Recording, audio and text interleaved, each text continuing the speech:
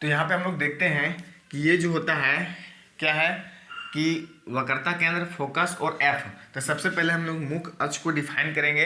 ये क्या होता है कि वैसी लाइन जो वक्रता केंद्र, फोकस तथा पी से होकर गुजरती है। तो हम लोग सबसे पहले मुख्य अक्ष को डिफाइन करेंगे कि वैसी लाइन, वैसी रेखा या वैसी लाइन जो सी, एफ तथा पी से होकर गुजरता है। वैसी लाइन जो सी, एफ तथा पी से होकर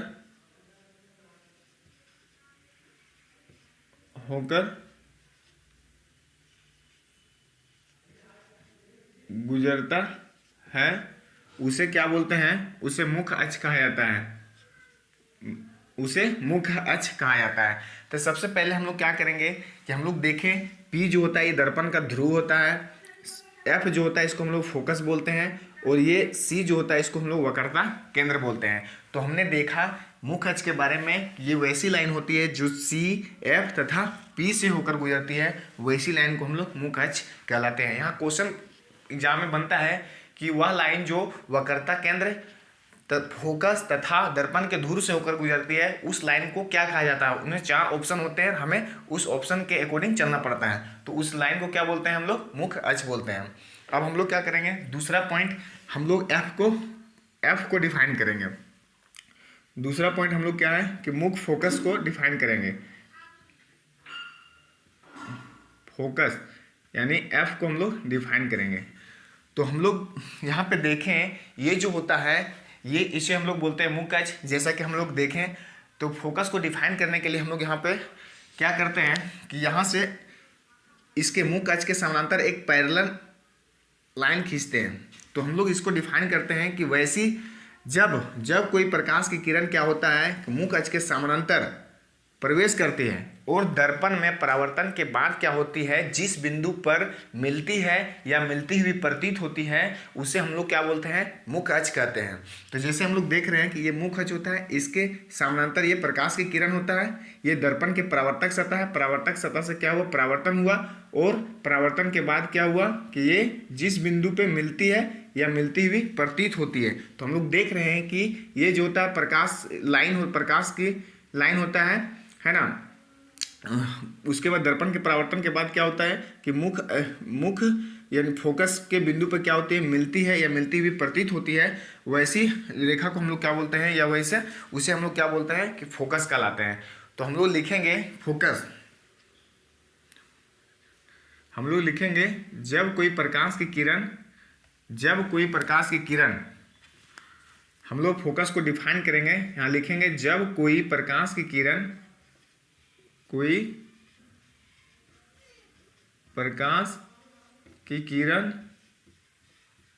किरण दर्पण में परावर्तन के बाद, यहाँ पे हम लोग देख रहे हैं दर्पण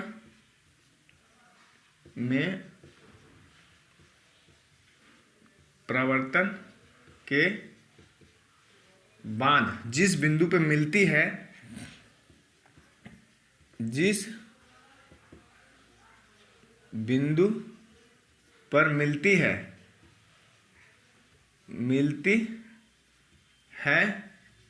या मिलती हुई प्रतीत होती है, मिलती हुई प्रतीत होती है, उसे हम लोग क्या बोलते हैं? फोकस कहलाते हैं। हम लोग देख रहे हैं ये जो होता है मुख्य अक्ष होता है, इसके समानांतर प्रकाश की किरण जाता है और दर्पण में परावर्तन होता है। परावर्तन के बाद क्या होता है? ये फोकस पे मिलता है या मिलता हुआ प्रतीत होता है, उस बिंदु को हम लोग क्या बोलते हैं? फोकस। अभी हम लोग देखा कि मुख्य अक्ष किसे बोलते हैं और फोकस किसे बोलते हैं। अब हम लोग क्या बोलेंगे कि ये वक्रता केंद्र सी को डिफाइन करेंगे। अब हम लोग सी को डिफाइन करेंगे। तीसरा पॉइंट क्या है? तीसरा पॉइंट होता है वक्रता केंद्र। वक्रता केंद्र यानी सी। तो वक्रता केंद्र क्या होता है? ये पूर्ण रूप से अगर देखा जाए तो ये दर्पण जो होता है ये खोखले गोले का एक खंड होता है। दर्पण जो होता है ये खोखले गोले का खंड होता है जो सेंटर से यहाँ पे अलग हो जाता है। तो हम लोग देख रहे हैं यहाँ से यहाँ सर्कल का क्या बोलते हैं? इसको रेडियस बोलते हैं। तो यहाँ क्या होता है कि वक्रता केंद्र जो होता है ये खोखले गोले के केंद्र को ही वक्रता केंद्र कहा जाता है। तो मतलब सीधा हम लोग लिखेंगे कि वक्रता केंद्र खोखले गोला का केंद्र को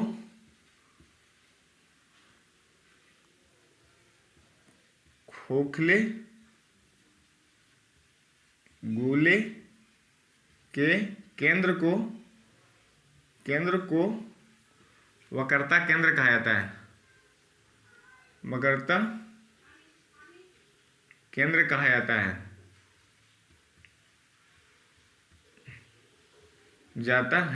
जिसका उस दर्पण का भाग होता है। तो हम लोग देखें कि मुख कक्ष किसे बोलते हैं, फोकस क्या होता है, वक्रता केंद्र किसे बोलते हैं। अब हम लोग देखेंगे कि यहाँ से P यानी ध्रुव से और जो फोकस के बीच की दूरी होता है, जो दर्पण और फोकस के बीच की दूरी होता है, उसको हम लोग स्मॉल f से डिनोट करते हैं। तो स्मॉल f को हम लोग बोलते हैं दर्पण की फोकस दूरी। तो हम लोग फोकस दूरी को डिफाइन करेंगे, एक होता है फोकस और दूसरा होता है फोकस दूरी। तो फोकस दूरी को हम लोग स्मॉल f से छोटा f से डिनोट करते हैं। तो हम लोग देख रहे हैं कि जो स्मॉल f होता है वे दर्पण के ध्रुव और फोकस के बीच की दूरी को हम लोग क्या बोलते हैं, फोकस दूरी बोलते हैं। तो हम लोग इसको ऐसे डिफाइन करेंगे कि दर्पण के ध्रुव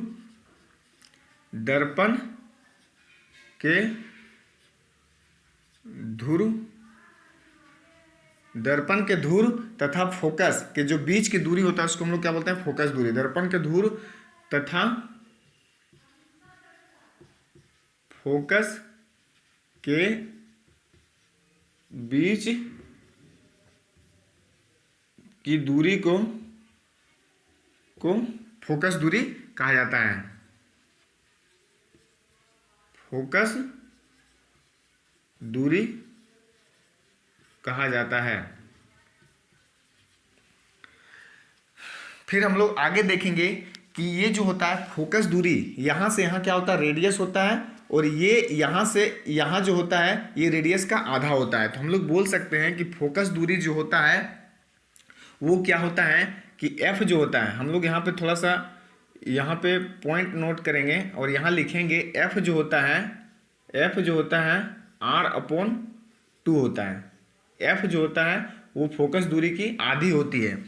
यहाँ जो होता है ये पूरा रेडियस का यहाँ जो होता है ये आधा होता है, यानी फोकस दूरी पूरा CF का आधा होता है। तो हम लोग ये भी कर सकते हैं कि PF जो होता है, हम लोग F को हम लोग क्या बोलते हैं, F यहाँ से यहाँ F दूरी को हम लोग क्या लिख सकते हैं, PF लिखेंगे।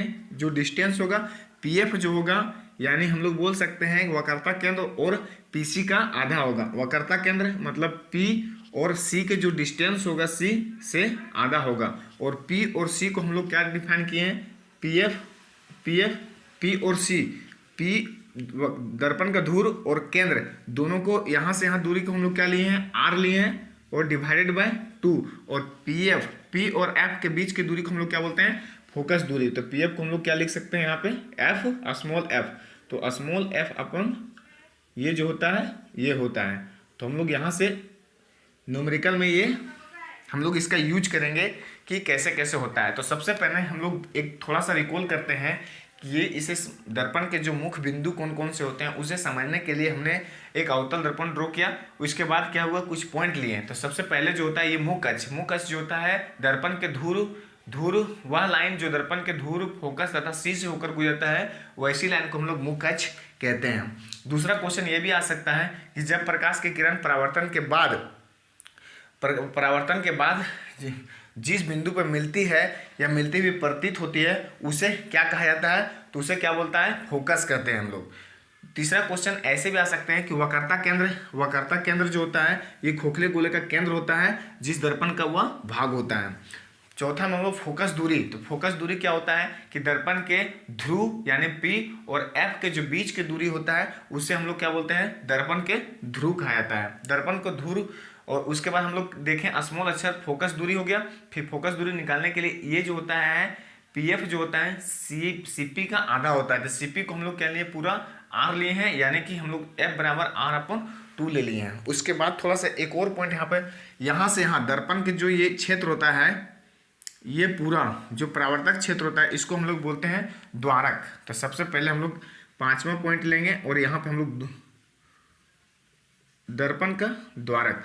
तो दर्पण का द्वारक जो होता है, ये दर्पण का क्या होता है, सारा परावर्तक क्षेत्र होता है, ये सब परावर्तक क्षेत्र होता है, परावर्तक क्षेत्र होता है। तो इसके परावर्तक वाले क्षेत्र को ही दर्पण का द्वारक कहलाते हैं। तो हम लोग लिखेंगे दर्पण का परावर्तक क्षेत्र जो होता है, दर्पण के परावर्तक क्षेत्र को दर्पण का